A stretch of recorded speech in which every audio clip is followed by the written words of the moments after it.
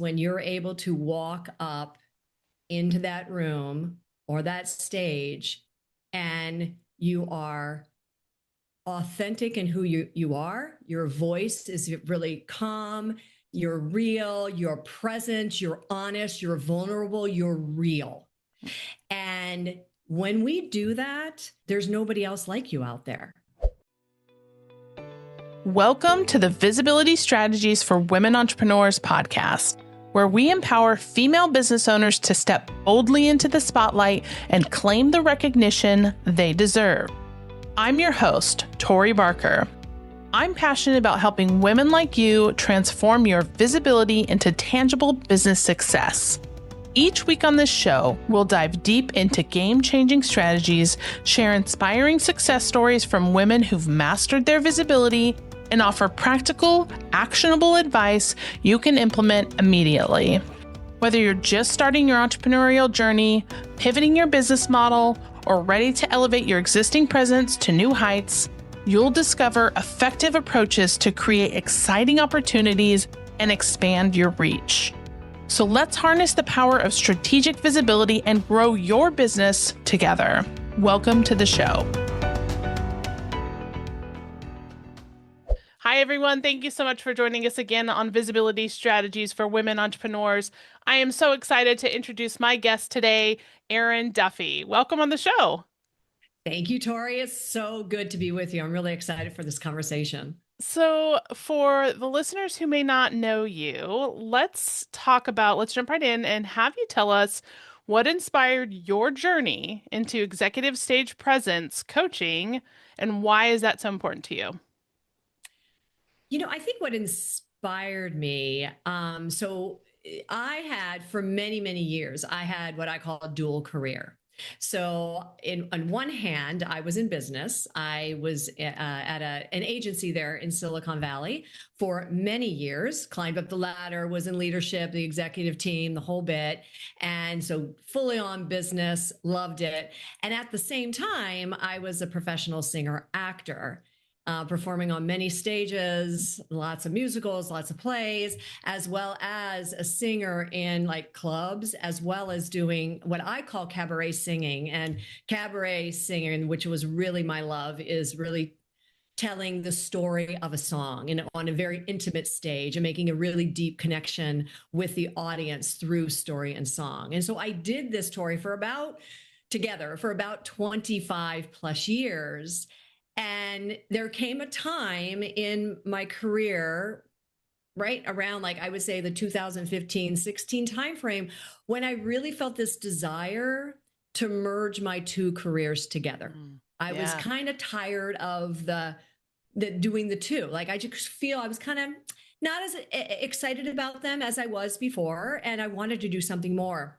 And so I eventually left my job there in Silicon Valley. And at the same time, my performing career, I was still performing, but I was doing a little bit more producing and doing more thinking and that kind of stuff. And I gave myself some white space and kind of did a deep dive into what do I want to do next. And what ended up happening is that phrase I said to myself, I really wish I could merge my two careers together, started to come up as I was doing that deep dive. And I was kind of working with a business coach at that time. It was a really career coach helping me.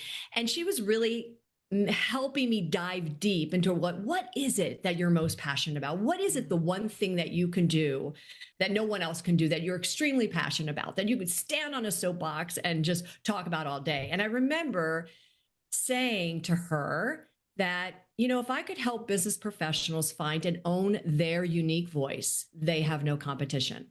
Oh, I love and it was that. through that line that my business was birthed. And it really came out of my experiences, not just in theater and in performing, but being in the business world for so many years, being in those meeting rooms, being in those boardrooms, watching business professionals getting up and presenting or leading a room, myself included, and realizing there was this uncomfortable nature. And they were not really bringing their authentic self to the room. But when they did, it made such a difference to the room. And I know when I had my own personal experience of when I finally cracked through holding myself back in a room and just bringing Erin fully to it, I made a huge difference in a massive contract we were going through. And it was that moment, this was like 20 years ago, when I thought there was an aha moment, like, wow, if I could do that every time I feel comfortable and I pull the room towards me, it made a big difference. So it was that inspired me to create my business centered around helping, business professionals, business owners, entrepreneurs who really are uncomfortable being the face of their business or being in the room or having to be on camera. They're uncomfortable, and helping them to find their authentic presence, become comfortable and confident in that, and being able to bring that to the stage every time. And Tori, when I say the stage for me and for all of you is every room you walk into. Absolutely. Whether it's kind of one-on-one you and I are doing, all the way up to a room full of 5,000 people. It's you bringing that same person, that authentic self every time, but you being very comfortable about it. And I realized I had the formula. I knew how to teach this because I'd lived in that performing world for years, and taking the best aspects of that and bringing it to that world of business that I've been in my whole life, and helping those business professionals feel really comfortable and confident, with their own executive stage presence. Yeah, I love this story so much because you talk about like almost living these dual lives, right? Like you had this cabaret side, the stage, the performing, and then you had your job, right? Where you did the corporate executive work, and it was there, but it wasn't your passion. And it's so, I think this is where magic happens, is when you really merge those two, right? Like something that you're great at, something that you love, and put those two things together. That's when the magic happens, and that's when you truly find your zone of genius, I think. And being able to do what you do to help other people, it's like the impact is so limitless, right? By the work that you do to help somebody find their voice, be confident in speaking up or standing up or whatever it might be, think about the impact that they're going to make, not only for their business, but for themselves and their family. Absolutely. And here's the thing also, when we are comfortable and we are confident in our voice, and we share that out every time, it not only makes a difference for ourselves, but it makes an incredible experience and a difference for the audience. No matter who, if it's your team, if it's, let's say, the investors, the board, people you're doing a keynote. If you do that, what you're doing is you're telling them, hey, it's okay to be your authentic self. And what you're doing is you're pulling them in, and they want what you're doing up there. How did she do that? How did he do that? And it's like right away, you're making this real deep connection with the audience. And when that happens, you're also making a difference in their life, their career. Yeah. So what does stage presence, quote unquote, stage presence really mean? How would you define that in this conversation? Well, the stage presence for me is when you're able to walk up into that room or that stage, and you are authentic in who you are. Your voice is really calm. You're real. You're present. You're honest. You're vulnerable. You're real. And when we do that, it makes such a difference, because here's the thing. Audiences can tell when we're faking it. Yeah. They know it right away, right? You and I both know this. We've all seen it, right? Yeah. But gosh darn, I bet everybody who's listening to this, and you and I both have examples, we've seen people who do know how to do that, where we feel like we're sitting in their living room, they're not on a big stage, where they have this ability to create this connection and this level of intimacy where you just want to hear them. And so that's you bringing your authentic presence to that stage. And when you do that, well, again, there's nobody else like you out there. And so you're automatically making the connection. And here's the thing. Every audience, I love telling this to my clients, the audience really is not waiting for you to fail. A lot of us in our brains think, oh God, they're just waiting for me to fall and fail. Like Yeah. we have this, like, everybody has this part in their brain. And what's so fascinating is, here's the audience. They so want you to succeed. They are just hoping they get to Mm, sit back and just enjoy you, and they're cheering you on. yeah. And we we have to believe that, because when we start to believe that, we then have a much easier way of bringing our presence to stage Yeah. and be very authentic and real, and also no longer competing with other people or no Yeah. longer comparing yourself to other people. That's the beauty of really owning your stage presence.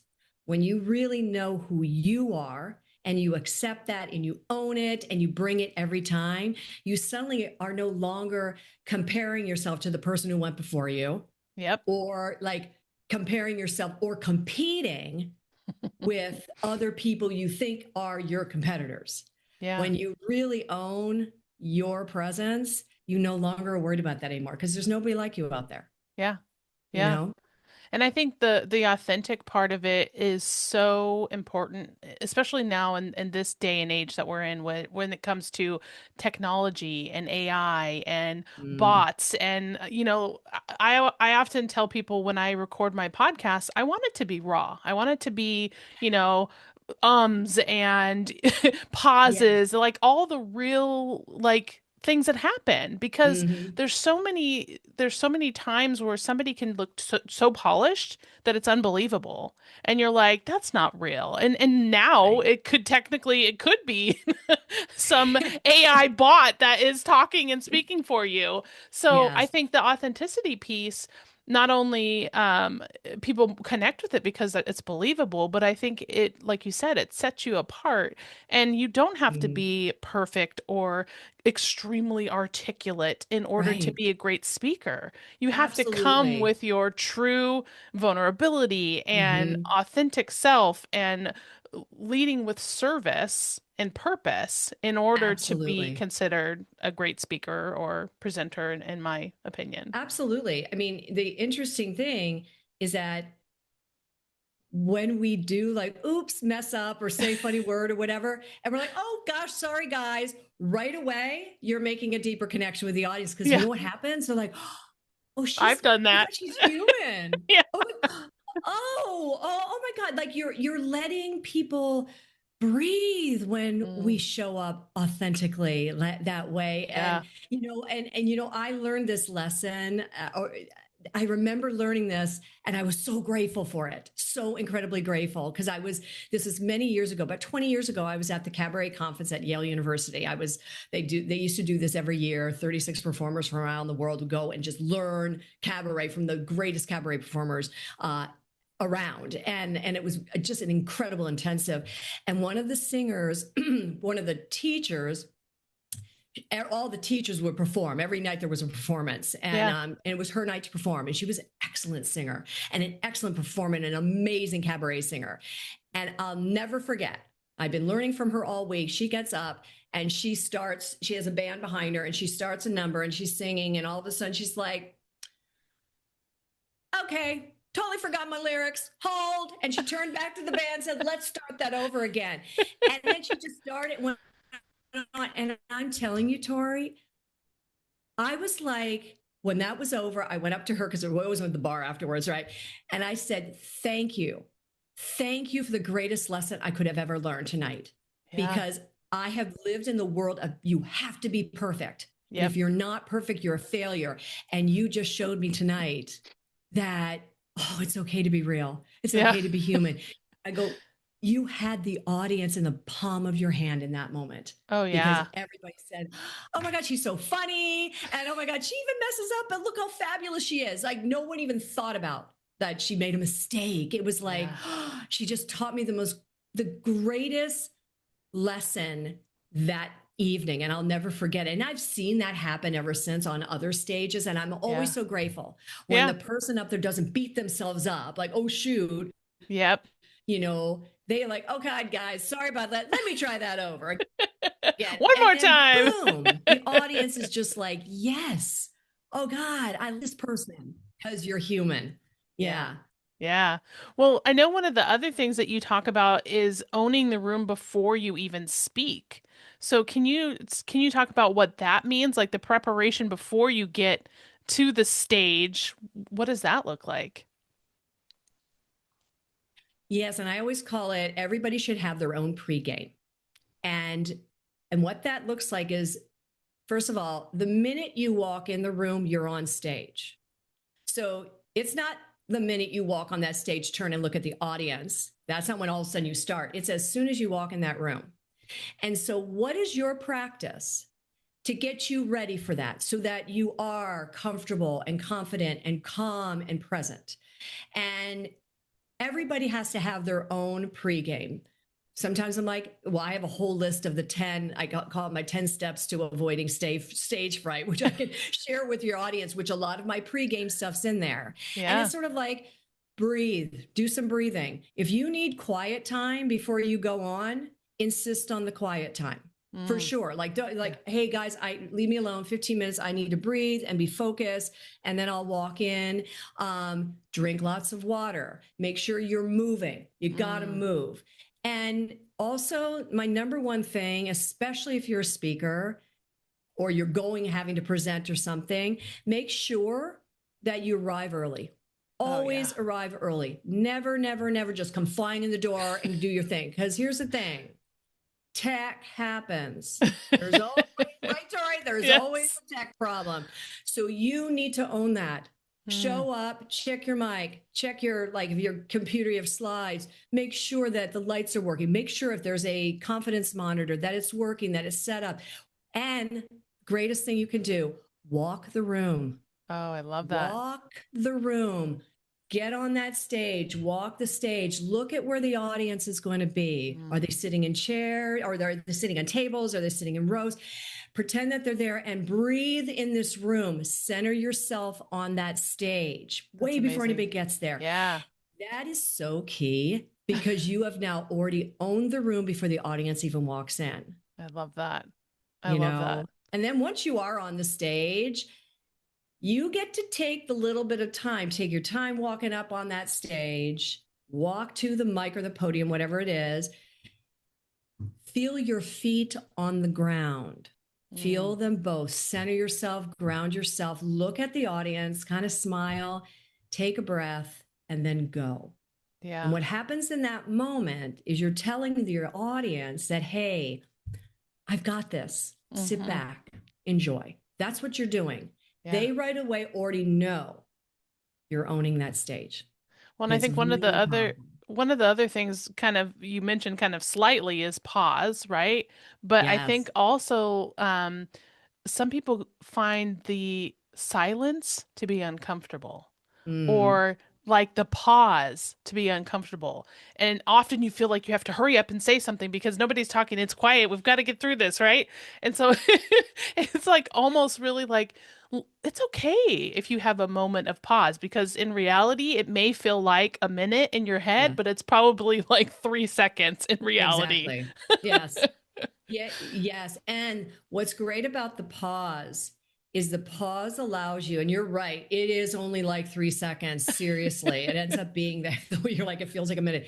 What happens in that pause is that you are not only grounding yourself in that stage, but you're also relaxing your shoulders, your hands, you're breathing through it. Take that deep cleansing breath because what you're doing is you are filling your body with this really calm energy, which then Mm, allows you to take all the energy you have in you and give it to your audience.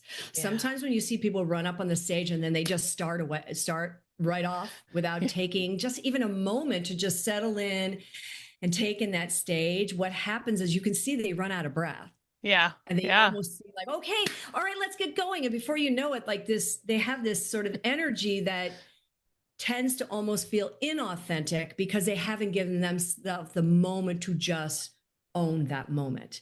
And Yeah. here's the thing, you get to own the moment. Yeah. There's nobody telling you, hey, you know what, hurry up. Yeah. No, they're not. It's your moment. So take it because it only empowers you to really bring your full presence at that time.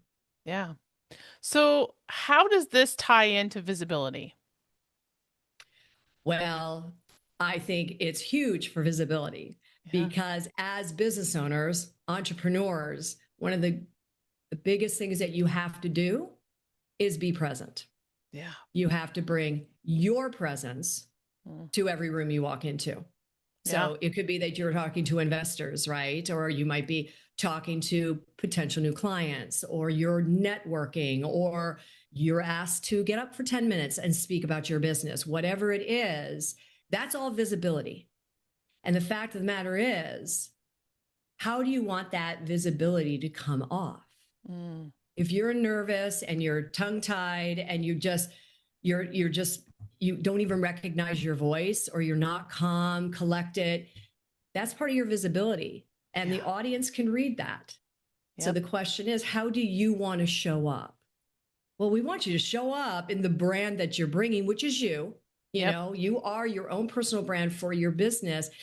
And people are looking to you as the expert, as a thought leader, and they want to know you. So it's really important for you to be able to bring your real human authentic self every time, and not get tied up in, which I've had many clients who say, when I get in front of a room, I feel like there's a wall, an invisible wall between me and the audience, and I don't feel like I can be myself.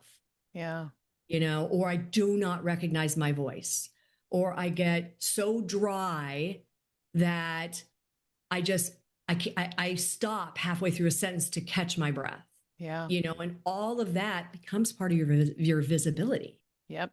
And so that's Absolutely. why really owning your stage presence is imperative as a business owner and entrepreneur for your business. Yeah. I couldn't have said it better myself. I love that. So, Erin, let's wrap this up. And if you could give one piece of advice for our listeners, what would that piece of advice be? Well, if you are an entrepreneur or a business owner, I think the number one thing that you need to do for yourself in your business is to really take the time and become really comfortable with who you are and comfortable with your voice and understand your voice really well, because that is going to be key to growing your business, because you are the face of your business. So people are looking to you for your expertise. What do you have to bring? What are you doing for me? Potential clients saying, right? Yeah. And they want you. That's what your business wants. They want you. So you have to get really comfortable being that face of your business and owning your unique voice, and no longer compare yourself to whoever out there is your competitor. Don't compare yourself to them at all. Yeah. You're wasting time and energy. And by the way, nobody wants a version of somebody else. Yeah. They want you. Yeah. So you have to really get comfortable with that for yourself. Oh, so amazing. I love that advice. And I think everyone listening, that if you take only one thing from this, that I think is the biggest thing that you re-listen to, because it's very powerful. So, Erin, thank you so much for being a guest and sharing your knowledge and your expertise, and just being here today and sharing your authentic and true self. Absolutely, Tori. Thank you so much. And just thank you for this podcast. It's just, it's brilliant. And I'm so glad you're sharing these incredible lessons to all these business owners and entrepreneurs. It's just, I love your interviews. So keep doing what you do. Thank you. If people want to get in touch with you or connect with you, how can they get in touch with you? Well, they can get in touch. Well, I'm definitely on LinkedIn. So find me on LinkedIn. I also have my website, which is Inspiration Squared, which squared is sqrd.com. And you can go find me there. But also I have a newsletter that I publish every week that has a tip on executive presence, a video tip. So feel free to sign up for the newsletter. And then also those same videos are on my YouTube channel. So you can find me on my YouTube channel, which all of my tips are there. So if you're interested in learning more and more stage presence tips, find me over there on my YouTube channel. Awesome. Well, thank you again. It's been an honor and a pleasure to have you as a guest. Thank you so much, Tori.